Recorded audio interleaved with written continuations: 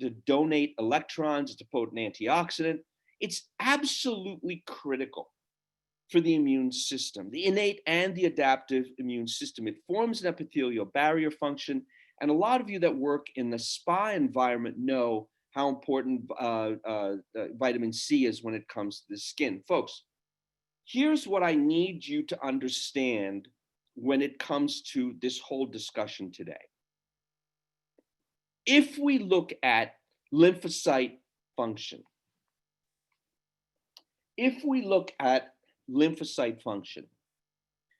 lymphocytes need the right nutrients in order to trigger the innate and the adaptive immune system. In order to function properly, in order for white blood cells and lymphocytes to function the way they need to function, they need to have the right nutrients. That's my message this evening. The message is, if you have the right stuff in your body, your immune system is going to be robust.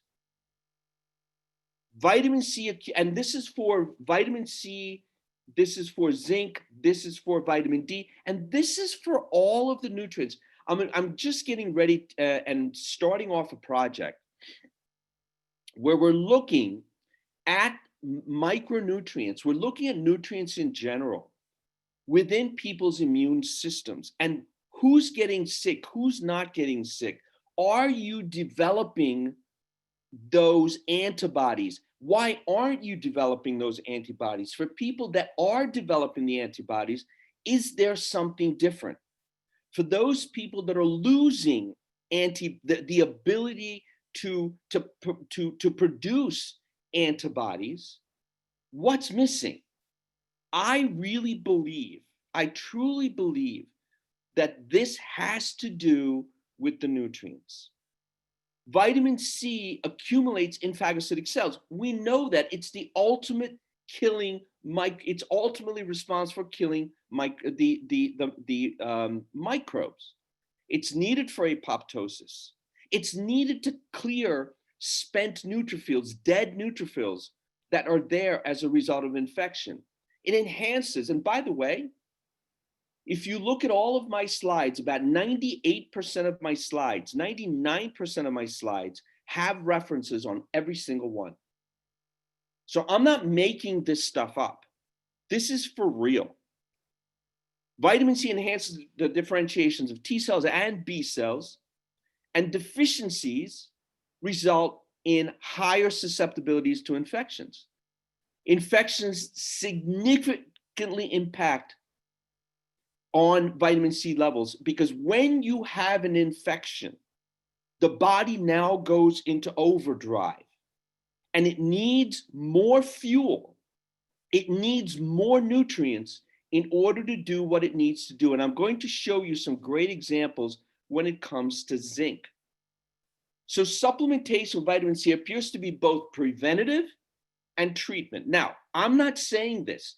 This isn't a piece right out of this reference that I have at the bottom. There's prophylactic prevention and there's treatment. Obviously, prophylaxis is much lower than treatment. I personally don't agree with the prophylactic level here, because this number of 100 to 200 milligrams a day is awfully low. It's extremely low. I personally use 4,000, 5,000, 6,000 milligrams a day of vitamin C. We also know that hospitals in New York are using vitamin C intravenously for people that are sick with infections. Vitamin C is needed for collagen. Vitamin C is also needed for the production of L-carnitine and other neurotransmitters. We also know that when you're acutely sick, you need energy. L-carnitine is a cellular energy nutrient. It helps with skin. Once again, it boosts immunity. Some of these slides, by the way, are a little bit redundant, so please excuse that. Vitamin C helps encourage the production of white blood cells, the lymphocytes and the phagocytes. You have to have vitamin C in order for this to happen. It makes the white blood cells function more efficiently. Vitamin C is essential for the skin defense system, once again, and to strengthen skin barriers. And what I've done here is I have references, and there's so many references, I put them on different slides, just so that you know what's happening here. Patients with pneumonia tend to have lower vitamin C levels, and vitamin C supplements have been shown to shorten the recovery time. Again, there's the reference down at the bottom. It upregulates the immune response, and deficiency impairs immunity and puts people at risk. So here are the references when I say that. Higher plasma levels of vitamin C are inversely associated with all-cause mortality and the risk of stroke. It's incredible. Again, here's the reference, and the reference is right here. Vitamin C also has the ability to recycle other compounds, and this is really, really interesting. Coenzyme Q10 and vitamin E recycle each other.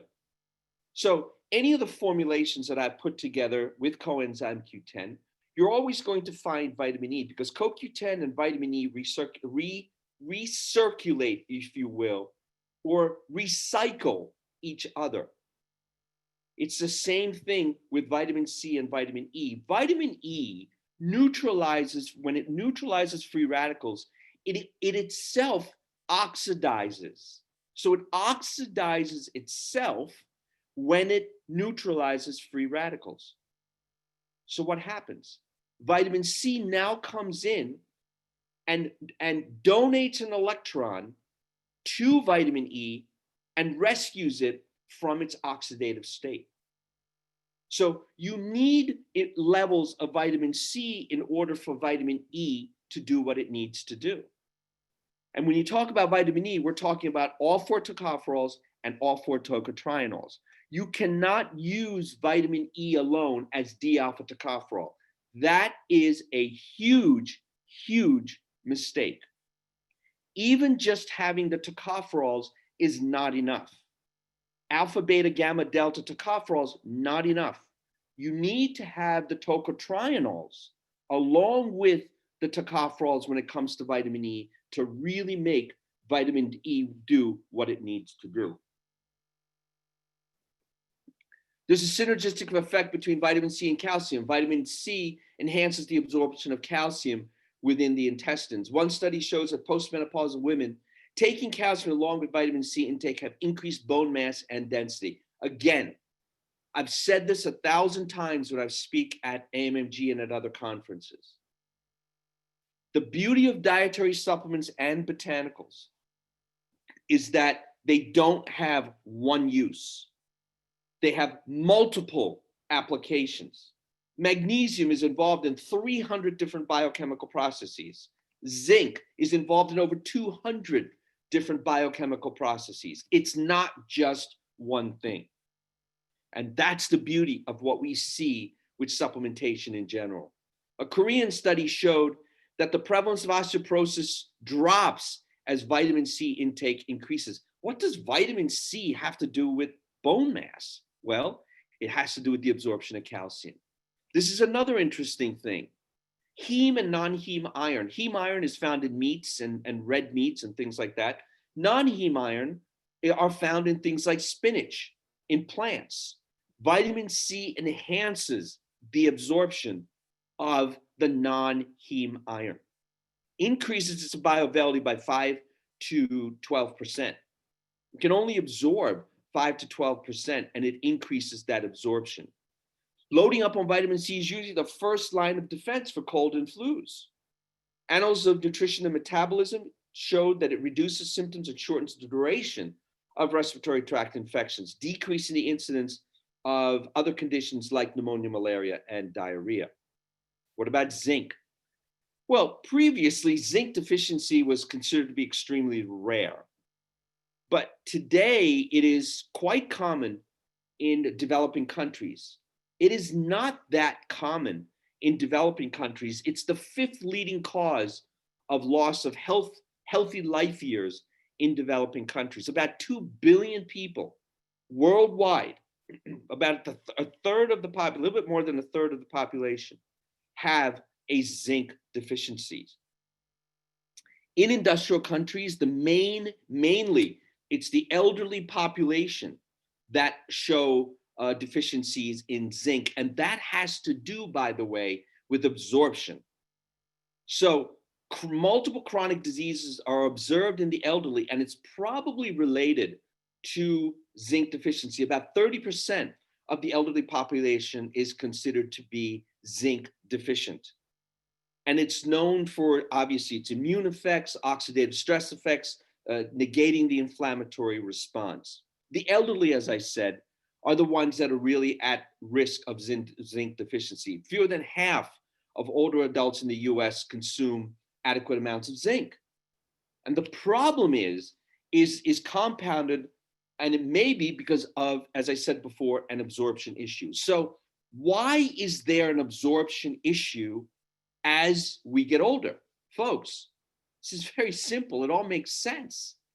It's because your digestive system is not doing and working like it's supposed to do. So what do we need to do for that? Probiotics, the good bacteria, enhance the absorption. Let's fix the microbiome so that these nutrients can not only be taken, but utilized, digested, increased bioavailability. Zinc, once again, maintaining adequate levels is critical. Older adults in nursing homes, those with normal zinc levels, had a lower incidence of pneumonia and half as many antibiotic prescriptions compared to those with low zinc levels. 2007 study, adults 55 to 87 had lower plasma zinc and higher oxidative stress and inflammatory markers compared to younger adults. Half of the older adults who took zinc supplements for 12 months and half took placebo. The rate of respiratory infections and markers of inflammation and oxidative stress were lower, obviously, in the zinc group than in the placebo-controlled group. This is a 2016 American Journal of Clinical Nutrition. And by the way, after 3 months, the zinc group increased their serum zinc and T cell numbers. Zinc deficiency could be a major factor in age-related immune decline. Zinc is also important for DNA synthesis and cell proliferation, growth and function of various immune cells, macrophages, T cells, B cells, neutrophils, etc.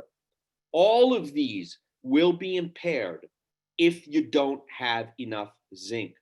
Reducing oxidative stress, gene expression. Zinc is responsible for hundreds of chemical reactions. Zinc also is required for neurotransmitter release. So now you have neurotransmitter production within the gut. What about neurotransmitter release? The neurotransmitter production has to do with the probiotics. The neurotransmitter release in the brain and within the body has to do with zinc. Insulin packaging is also important, and secretion. Now, people that have non-healing wounds, zinc becomes an extremely important nutrient when it comes to when it comes to wound healing. Zinc oxide ointment that we've used in nursing homes, assisted living, and in the hospitals for years, for decades, is zinc oxide. But zinc also has to be given orally. It is extremely important that zinc be taken orally. 7 studies demonstrated 80 to 92 milligrams per day of zinc may reduce the length of the common cold by up to 33%, significantly reduce the risk of infections, and promote immune response in older adults. By the way, this conference, this webinar is for physicians. So my ability to talk to you more about disease states is much freer. If this was a webinar for the general public, I would not be saying a lot of things that I am saying. Zinc deficiency affects the immune cells, altered immune host defects, increased risk for inflammation and even death. Both innate and adaptive immune system function is related to zinc. And remember, you heard me say this again with vitamin C. If you have the lymphocytes need nutrients in order to do what they do for the immune system. Innate immunity and adaptive immunity is dependent on these nutrients. The cells cannot do what they're programmed to do without the right nutrients. Some of the chronic diseases related to zinc deficiency, age-related macular degeneration is a big deal when it comes to zinc deficiencies. Vegetarians are at very high risk. People that go through all the dieting, that have chronic diarrhea, people with renal insufficiency. These are the folks that have really low levels of zinc. And these are the folks, by the way, that have problems with wound healing. Besides zinc, other transitional metals, such as copper, iron, are also important. Red meat and oysters are a good source of zinc. And this is important. This is a very important slide right here. In total, zinc is the second most abundant metal in the human body throughout different organs and tissues. The prostate, we know how important zinc is for the prostate, right, in BPH. For the pancreas, zinc is critical for diabetes, for insulin production. For the bones, we talk about zinc, stability, matrix formation. So the highest concentration are in the prostate, pancreas, and bone. The lowest concentrations are in the heart, the brain, and in plasma. But the most abundant reservoir of zinc is in the plasma. So if the body is going through a catastrophic event, whether it be pancreatitis, whether it be a prostate issue, the body will take zinc from plasma and send it to where it needs to go. Zinc deficiency has been known for 50 years. And patients suffering that have chronic diarrhea, et cetera, will have problem with zinc deficiencies. Patients present clinical symptoms such as lymphopenia, decreased T cells, decreased natural killer cell activity, et cetera. Zinc is important for the skin. Once again, it's seen in vegetarians, but this is another important piece when it comes to zinc. Immunosenescence. At about the 7th decade of life, the human immune system dramatically undergoes age-related changes. This is where immunosenescence comes in. Why? Part of the issue here, as I said before, is absorption. We lose the ability to absorb these minerals and these metals, good metals. Why? Because the flora is not there. Immunosenescence is one of the things that we get really, really concerned about. Senescent cells in general become a problem. So associated with this are immune inflammatory problems, notably cardiovascular disease. So during an acute phase response, zinc is transiently transferred from the serum into organs, and it produces a transient low level of zinc in serum.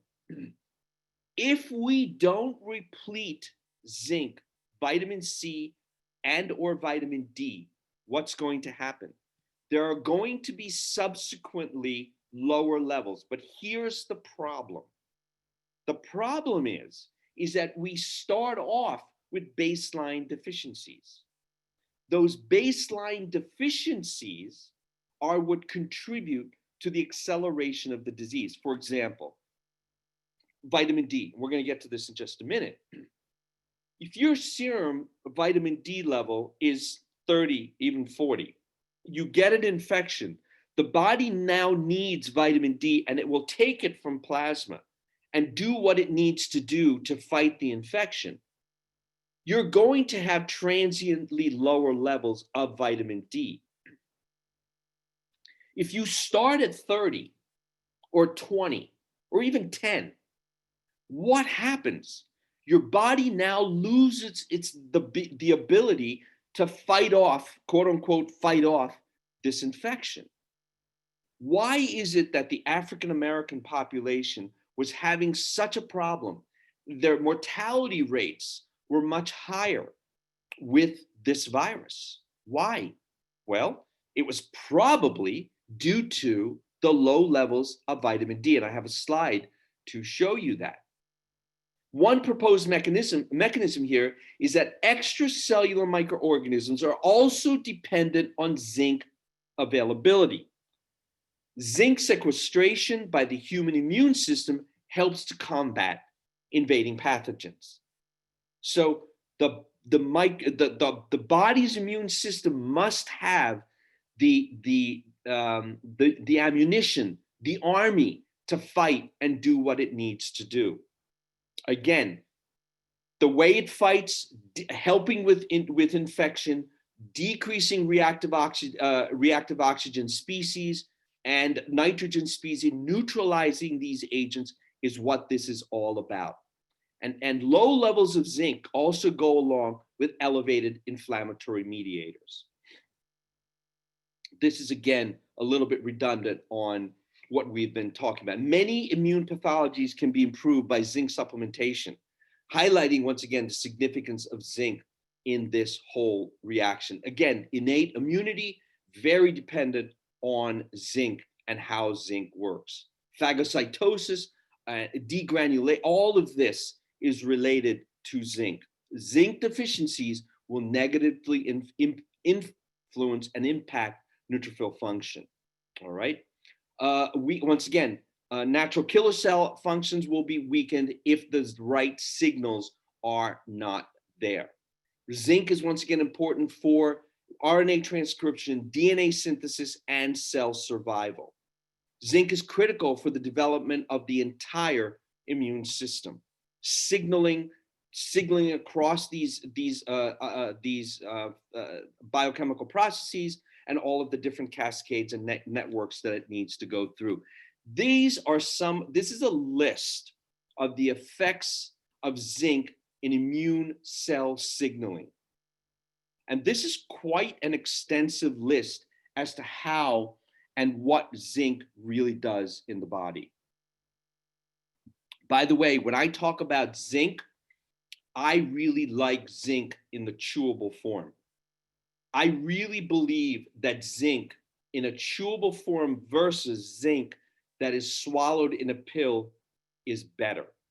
So the chewable form is what I personally use, and zinc is what I personally have my patients use every single day. These are the highest concentrations of zinc that you find in the human body. And by the way, for all of you that are on here, and for those, there are a lot of people who couldn't make it, we'll be sending this webinar out to all of you to watch and listen to again.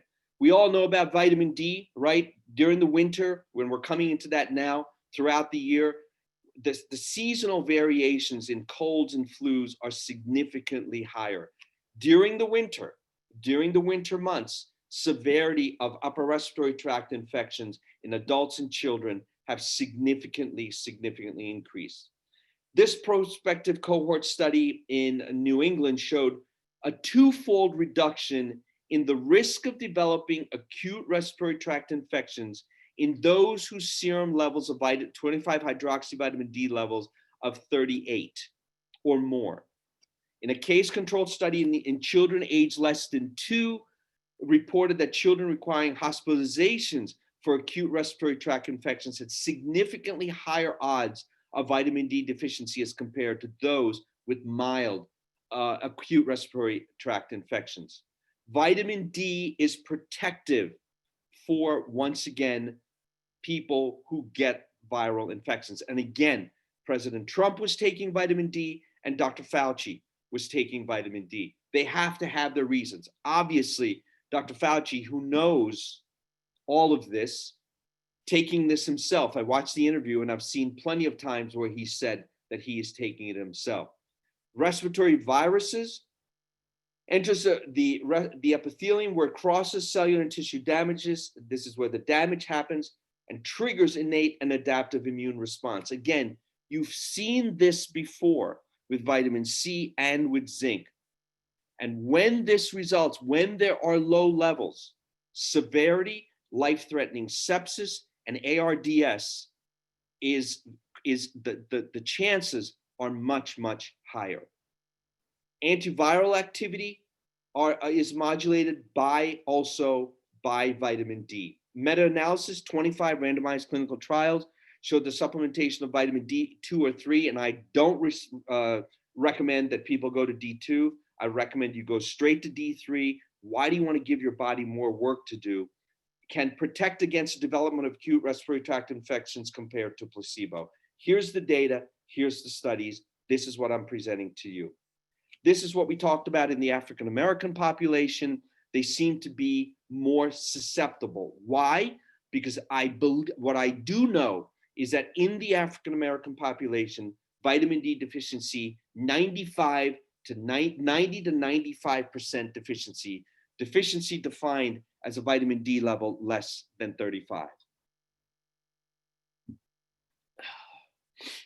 The antiviral effects act specifically on modulating the renin-angiotensin pathways and down-regulating the expression of the angiotensin converting enzyme 2 expression.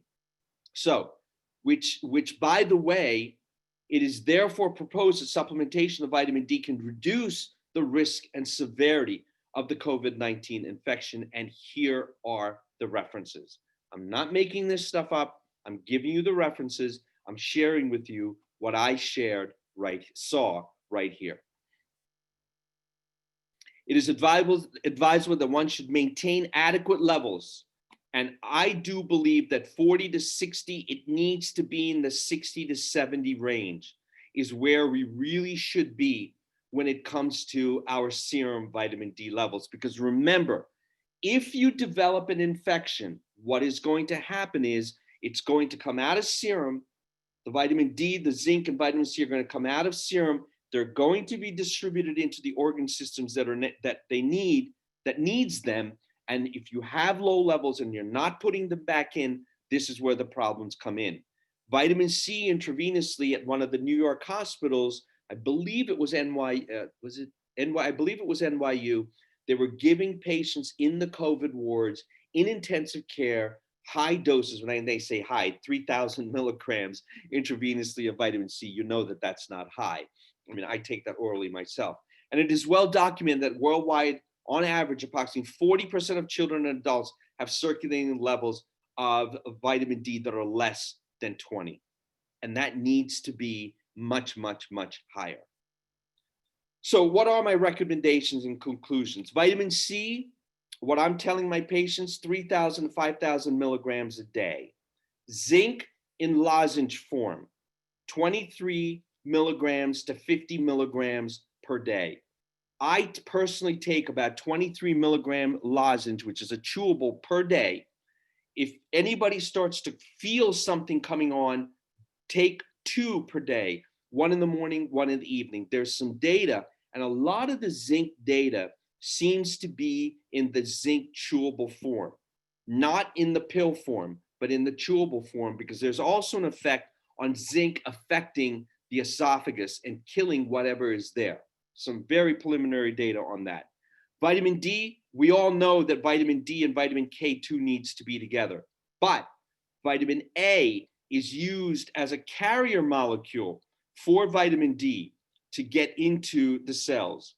That's why whenever I formulate, and everybody has D and K2, but nobody, or very, very few people, have vitamin A, vitamin D, and vitamin K2.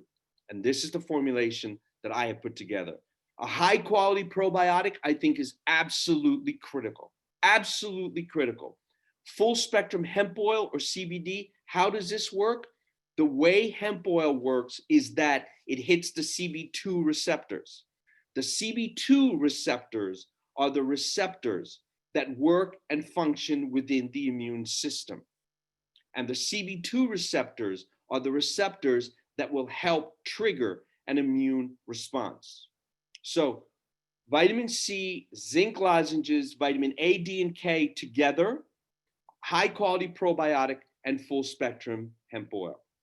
Once again, this is the conference, which AMMG, it's a digital on-demand format clinical applications of age management medicine conference, which begins on November 14th. 25 AMA credits. And again, you know, I'm renewing my license for next year for Florida. In Florida, we do need quite a few credits.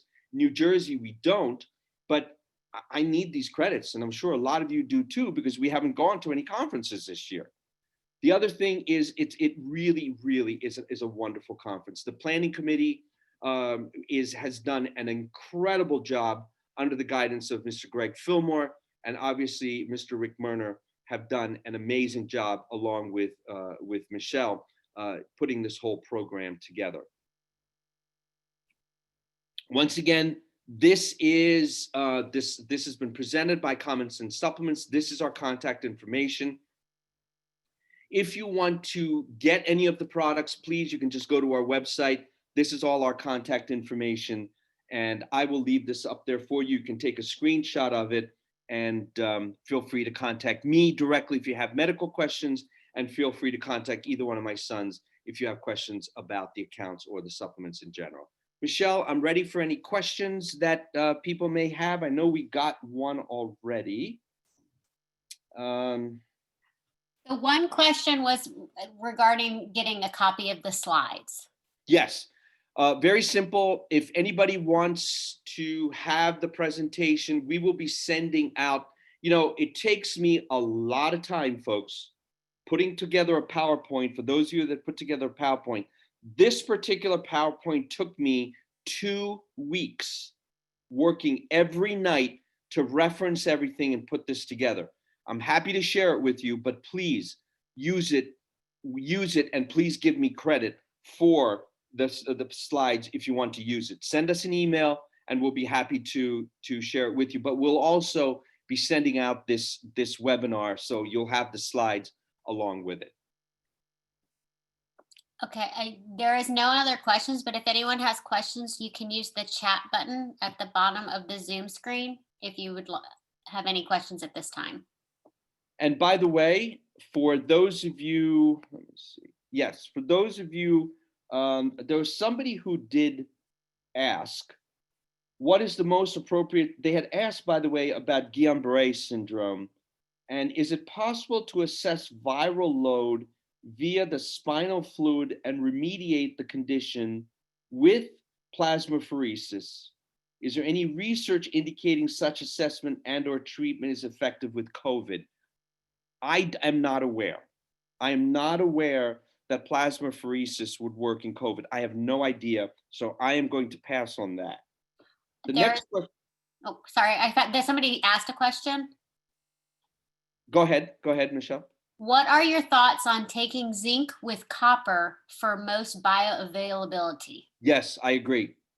I totally agree. There needs to be a balance, but this is where taking zinc in a chewable form makes it much less of an issue. Because remember, there needs to be balance with zinc and copper. There's no question about that. And a lot of the orals, the ones, the tablets or 2-piece capsules that you swallow do contain copper. So not an issue. I personally like the chewable that with just the zinc in general, because copper is really found in most multis and it's readily available in our diet. Okay, and then there's another question. What dose of vitamin C, vitamin D, and zinc for children would you recommend? I'm an internist. I don't treat children. I am going to tell you, and again, when you say children, we have to specify ages. The RDA for children is 400 for vitamin D. The RDA for vitamin D is 400 IU a day. All 3 of my grandsons, from 5 years of age to almost a year, are on 400 IU a day. After the age of 10, 11, 12, probably 800, 700 to 800 a day, and adults much, much, much, much higher. I personally take 5,000 or a little bit more every single day.